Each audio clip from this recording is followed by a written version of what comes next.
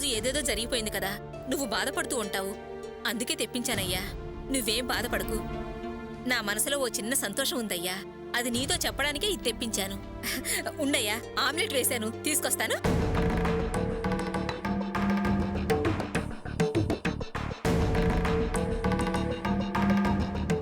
ఇదిగోనయ్యా.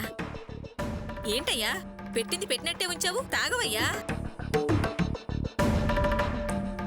ఏమయ్యా, ఎందుకయ్యా అలా ఉన్నావు?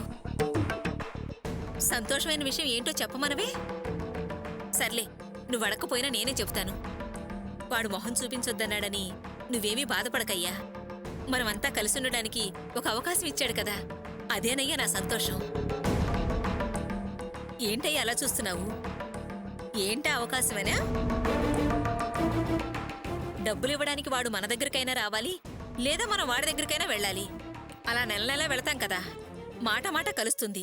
తర్వాత మెల్లగా వాడికి మన మీద కోపం తగ్గిపోతుంది. తర్వాత అందరం కలిసిపోతాం. అదేనయ్యా నా సంతోషానికి కారణం. ఇక మనం అనాథలం కాము, చూస్తుండగానే కలిసిపోతాం. ఇదివరకు ఈ ఇంట్లో అందరం ఎలా కలుసున్నామో అలాగే ఆ కొత్తింట్లో కూడా అందరం కలిసి సంతోషంగా ఉంటామయ్యా. నువ్వు తాగవయ్యా. ఏంటే అందరం కలిసి ఉంటామని ఏమన్నా కళ్ళగంటున్నావా? నా కొడుకు డబ్బు ఎందుకు ఇస్తా అన్నాడే? కన్నందుకు నా రుణం తీర్చుకోవడానికి, పెంచినందుకు నీకు కూలీ కింద. అలాంటప్పుడు ఆ డబ్బు తీసుకోవటం కన్నా ఈ లోకంలో అంతా నీచమైందో మరొకటి లేదే. ఆ డబ్బు వస్తుందని నీకేమైనా ఆనందంగా ఉందేమో, కానీ అలా తీసుకోవటం కన్నా ఇంత విషం తీసుకుని తాగి చావటం మంచిదనిపిస్తోంది నాకు. నేను ఆ డబ్బు ముట్టుకోను. నా ఒంట్లో శక్తి ఉన్నంత వరకు నేను సంపాదించి నీకు తాళి కట్టిన పాపానికి నిన్ను నేను పోషించుకుంటానే, అంతేనే.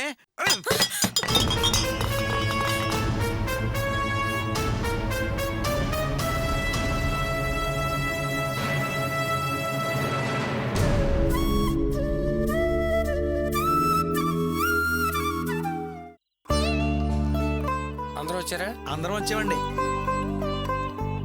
ఇగో ఈ 4000 తీసుకెళ్ళి. రారా. నీవు 2000 కదా? అవును సార్. ఇగో తీసుకెళ్ళి. వస్తాను సార్. దమ్మా తీసుకో. ఉంటాను సార్.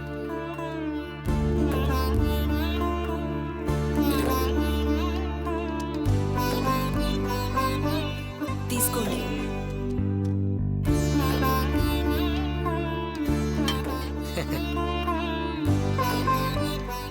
చూడన్నయ్య, ఏదో జరగరాని ఘోరం జరిగిపోయినట్టు మధ్యాహ్నం నుంచి నా వంక నా మొహం చూడడమే మానేశారు. ఇలా మాట మంతి లేకపోతే ఎలా?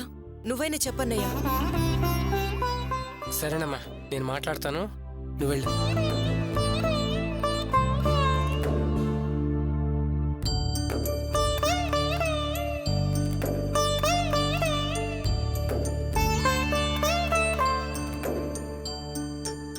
అరే బావా, ఏంట్రా ఇది? అబ్బా బాబు, రావాసు దిగు దిగు, కింద దిగు. పదవాసు. రావాసు రా. నా మాట విను. రావాసు నా మాట విను. రా. భాస్కర్, నన్ను వదలండి. నడు వాసు, నడు. వదలండి రా. రావాసు రా. వదలరా. ఏంట్రా, ఏమైంది? చూడన్నా, వాసు వాళ్ళ అమ్మని నరికేస్తా చంపేస్తా అంటున్నాడు. ఎంత చెప్పినా వింటలేదు. ఎరా, మాట్లాడకుండా ఉండలేవా? నేనెంత చెప్పినా వినకుండా ఆవిడ ఎలాంటి పని చేస్తుందా? యువతల ఫంక్షన్ జరుగుతుంటే మిమ్మల్ని పోలీస్ స్టేషన్ పిలిపించి పరువు తీస్తుందా? తను అనుకున్నది తను చేసింది. అందుకే నేను అనుకున్నది నేను చెయ్యాలి. ఆమెను ఊరికే వదిలే ప్రసక్తే లేదు. రేయ్ చూడు, జరిగింది ఏదో జరిగిపోయింది. ఆ ప్రాబ్లం సాల్వ్ అయిపోయింది. మళ్ళీ ఇప్పుడు నువ్వు కొత్త ప్రాబ్లం క్రియేట్ చేయకు. ఇప్పుడు నువ్వు వెళ్ళావనుకో, నేనే రెచ్చగొట్టి పంపించాననుకుంటారు. నీ వల్ల నాకు లాభం లేదు కదా, నష్టం కూడా జరుగుతుంది. అవసరమా? అర్థం చేసుకో. అందుకని ఆమెను అలా వదిలేయాలా? అలాంటి మనిషిని నరికి చంపాల్సిందే. మీరు ఇలా మంచితనంతో ఉండబట్టే అడ్డు ఆపు లేకుండా అలా ప్రవర్తిస్తుంది. వాసు, నా మీద నీకేమాత్రం అభిమానం ఉన్నా నా మాట విని ఈ విషయం ఎక్కడితో వదిలేసాయి ప్లీజ్. సరే సార్, మీకోసం ఈ మాట కోసం ఊపికి పట్టాల్సి వస్తుంది. సర్లే వెళ్ళు. రేయ్, ఆని తీసుకెళ్ళండి. అలాగే పదవాసు. అరే బావా, ఇందులో అకౌంట్స్ అన్ని క్లియర్గా రాసేసిండ్రా. నువ్వు చూడు అన్ని కరెక్ట్గా ఉన్నాయో లేదో. ఇవి నేను చూడడం ఏంటి? ఇక నుంచి మొత్తం నువ్వే చూసుకోవాలి, నీ దగ్గరే ఉంచు. అది కాదురా, నేను చెప్తాను ఉంచు. నా దగ్గర ఎందుకురా? రేయ్ చెప్పేది అర్థం చేసుకోరా, ఉంచు.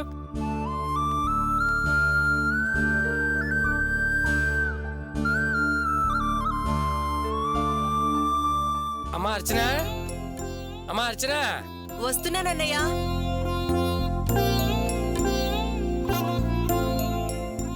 ఏంటన్నయ్య ఇది? బ్యాగ్తో బయలుదేరారు? అది ఏంట్రా ఏమైంది? మేము బయలుదేరుతున్నావురా. బయలుదేరుతున్నారా? ఎక్కడికి? ఎక్కడికేంట్రా? మా ఇంటికే. ఏంట్రా పెచ్చపెచ్చగా ఉందా? ఆ రోజు మీ ఇంటికి వచ్చినప్పుడు నేనేం చెప్పాను? అందరం కలిసి ఇంట్లోనే సంతోషంగా ఉందామని చెప్పా కదా, సామాన్లు తీసుకుని వచ్చేమన్నా కదా, మళ్ళీ ఇప్పుడు బయలుదేరుతానంటావేంటి? అచ్చనా నువ్వు వెళ్ళినేమన్నా అన్నావా? అబే నేనేం అనలేదండి. రేయ్ అర్చన ఎందుకు అలాగడుగుతావు? తనేం అనలేదు. ఇది మేము తీసుకున్న నిర్ణయమే. రేయ్ ఇది మీరుండటానికి కట్టుకున్న ఇల్లురా. మీరుండటమే న్యాయం. మీరు సంతోషంగా ఉండటమే నేను కోరుకునేది. ఏమే వెళదామా? ఆగమ్మా. ఏంట్రా అసలు ఏమైంది నీకు? ఆ రోజు మనందరం కలిసి ఉందామంటే సరే అన్నావు, మరి ఇప్పుడు వెళ్ళిపోతానంటున్నావు. ఏంట్రా ప్రాబ్లం ఏంటి? నా మనసులో మాట అప్పుడే చెప్తే నువ్వు బాధపడతావని చెప్పలేదురా. సంతోషంగా గృహప్రవేశం అయ్యాక చెప్దామనుకున్నా. అంతా చక్కగా జరిగిపోయింది. అందుకే ఇప్పుడు చెప్తున్నా, మేము వస్తాంరా. రేయ్ మనందరం కలిసి ఒకే ఇంట్లో సంతోషంగా ఉందాం అనుకున్నాం కదరా, ఎందుకురా అర్థం చేసుకోవట్లేదు నువ్వు? అరే బావా, స్నేహం గాని బంధుత్వం గాని కలకాలం ఉండాలనుకునే వాళ్ళు కాస్త దూరంగానే ఉండాలిరా. కలివిడితనంతో పొరపాటున హద్దు మీరితే స్నేహం, ప్రేమ, ఆపేక్ష అన్నీ దూరం అవుతాయిరా. అందుకే మనం కాస్త దూరం మెయింటైన్ చేసి ఒకరి మనసులో ఒకరు ఉందాంరా. మేము బయలుదేరతాంరా. వస్తాం మార్చిన. వస్తాం వదినా. వస్తామన్నయ్య.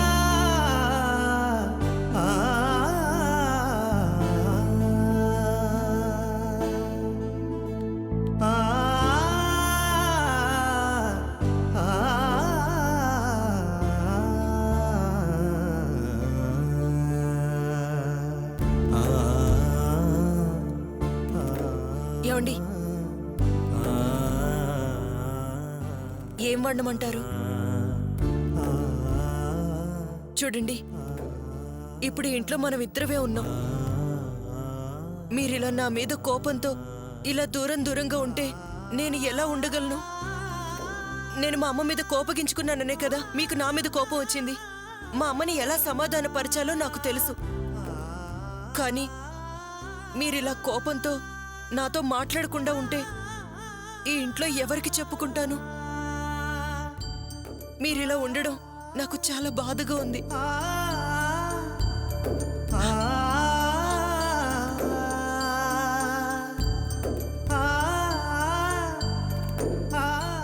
అర్చన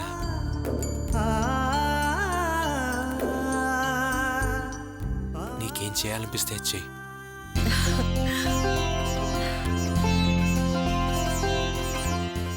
సరేనా? సరేనండి.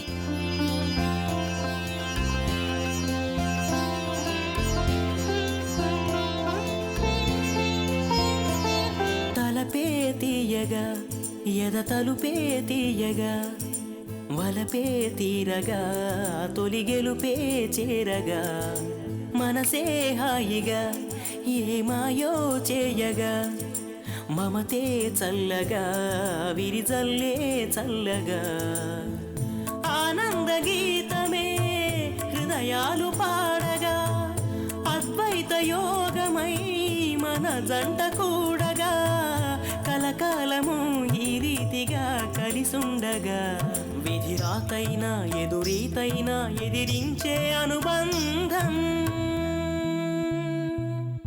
పలుకలేని ఒక మౌన రాగముగ బతిగా మిన్నాడు కలలు పండి అనురాగ తీరమున కలిసామీనాడు ఏమండి, ఇంతే పూవై పూయగా ఇంత పెద్ద ఇంట్లో మనం ఇద్దరమే ఉండడం చాలా బాధగా ఉంది కదూ. అవును అర్చన, శివ చెల్లెమ్మ కూడా మనతోనే ఉంటారనుకున్నాను, కానీ వాళ్ళేదో కారణం చెప్పి వెళ్ళిపోయారు. ఏంటోనండి, అంతా అయోమయంగా ఉంది. చాలా చిత్రంగా ఉంది. పొద్దునంతా మనం ఎంత సంతోషంగా ఉన్నాం, ఆ తర్వాతే ఆవిడేమో సమస్య తీసుకొచ్చింది. అదైపోయిందనుకుంటే మా అమ్మ లేనిపోని గొడవ చేసింది. ఆ తర్వాత నేను మీ మనసుని గాయపరిచాను. నన్ను క్షమించండి. అయ్యో Archana, it is okay, no problem.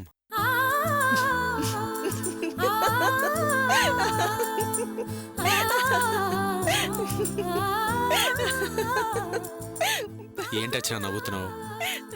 నేను ఇంగ్లీష్లో మాట్లాడానా?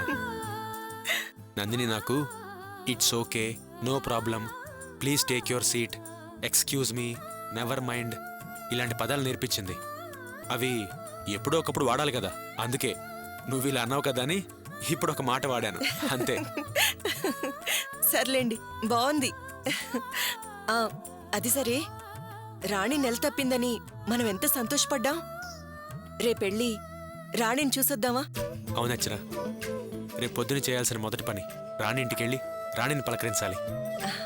రాణి నెల తప్పిందని మీరెంత సంతోషపడుతున్నారు. మరి నేను ఒకటే తనువుగా మనదొకటే మనసు. నువ్వు ఇలా మాటలతో కాలక్షేపం చేస్తే నెల కాదు కదా, రోజు కూడా తప్పవు. శ్వాసగా ఒకటే తోడుగా మనదొకటే నీడగా రా. ఒకటే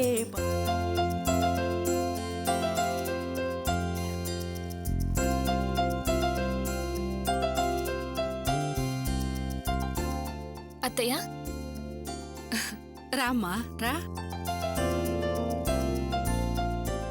అత్తయ్య, నేను ఆఫీస్కి వెళ్ళొస్తాను. ఏంటమ్మా నువ్వు ఒక్కదానివే బయలుదేరావు? మల్సి ముందే వెళ్ళిపోయాడా? అవునత్తయ్య, అర్జెంట్ మీటింగ్ ఉందని ఆయన ముందే వెళ్ళిపోయారు. నేను వెళ్ళొస్తానత్తయ్య. సరేనమ్మా, జాగ్రత్తగా వెళ్ళిరా. కావ్య, ఆగమ్మా. ఏంటత్తయ్య? సాయంత్రం 4 గంటలకి కాస్త వీలు చూసుకోమ్మా, మనం డాక్టర్ దగ్గరికి వెళ్ళాలి. దేనికత్తయ్య? మీ కొంట్లో బాలేదా? నాకేంటమ్మా, నేను బాగానే ఉన్నాను. నువ్వు కడుపుతో ఉన్న విషయం తెలిసిన వెంటనే సంతోషంతో నా అనారోగ్యాలన్నీ పటాపంచలు అయిపోయాయి. మరైతే డాక్టర్ దగ్గరికి వెళ్ళడం ఎందుకు అత్తయ్య? నువ్వు కడుపుతో ఉన్నావు కదమ్మా, చెకప్ కోసం.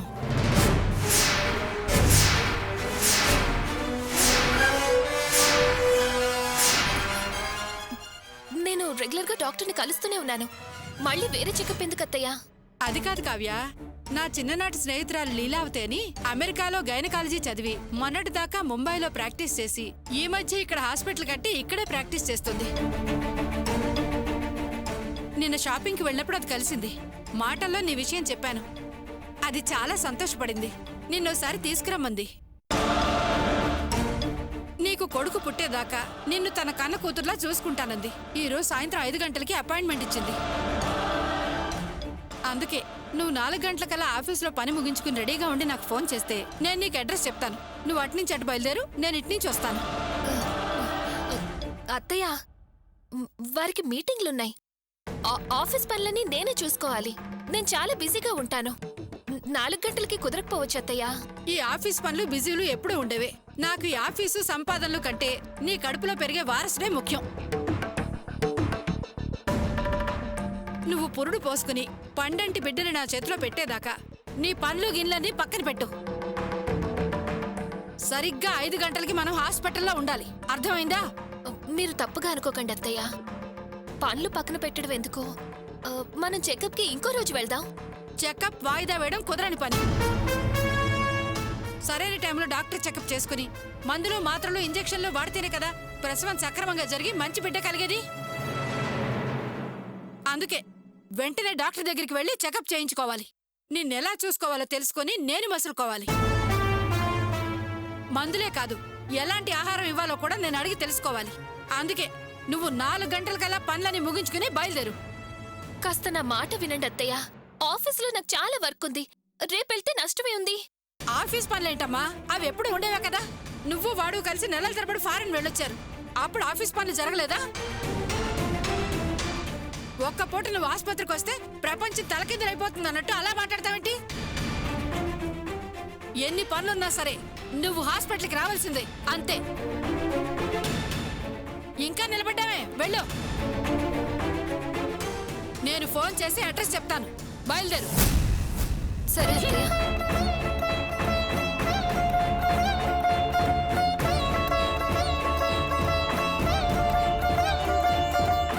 అమ్మో, ఈవిడిలా మొండి పట్టుదల పట్టిందేంటి? చెకప్కి వెళ్తే వాళ్ళు గర్భిణి కాదు అని చెప్పేస్తారు. అప్పుడు నా అబద్ధం బయటపడిపోతుంది. ఇప్పుడు ఏం చేయాలి? ఎలా మేనేజ్ చేయాలి? సరే, ఒకసారి మల్స్కి ఫోన్ చేసి విషయం చెప్పాలి.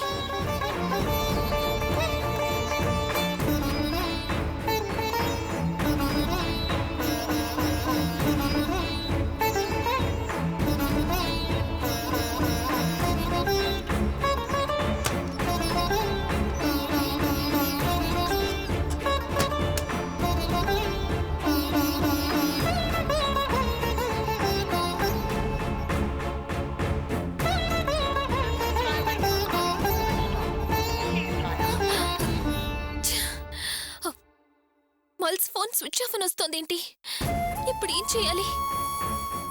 అత్తయ్యేమో 4 గంటలకి హాస్పిటల్కి రమ్మంది.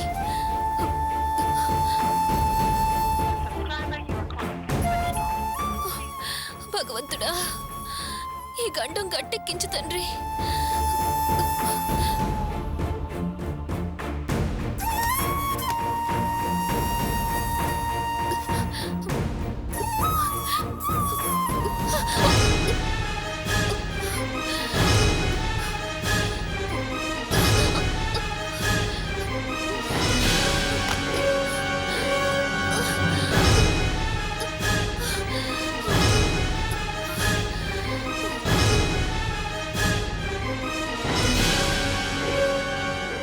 షిట్, ఫారెన్ నుంచి డేవిడ్ ఫోన్ చేయాలి, ఇంకా చెల్లదండి.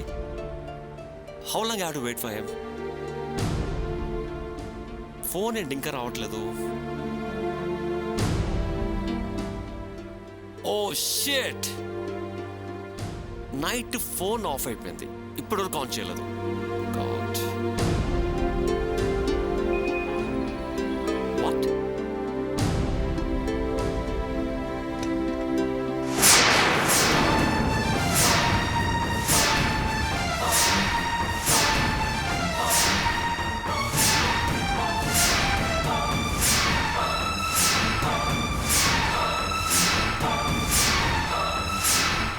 కావ్య, అమ్మ కావ్య, కావ్య, అయ్యో ఏమైందమ్మా? మాట్లాడమ్మా. అయ్యో కావ్య, అమ్మ కావ్య, అమ్మ కావ్య, ఏమైంది తల్లి? కావ్య లేమ్మా. అయ్యో భగవంతుడా, ఇప్పుడు నేనేం చేయాలి?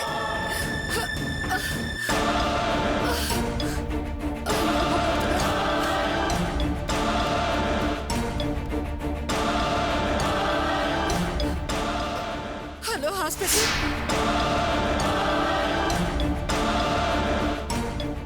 అవునండి, అదే అడ్రస్ అండి. తొందరగా రండి ప్లీజ్.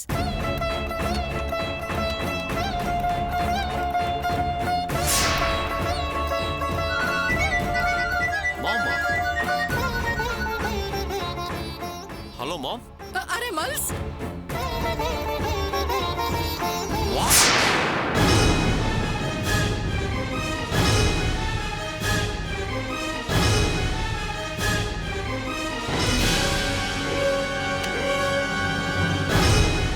కావ్య, కావ్య మాట్లాడతల్లి, లేమ్మా.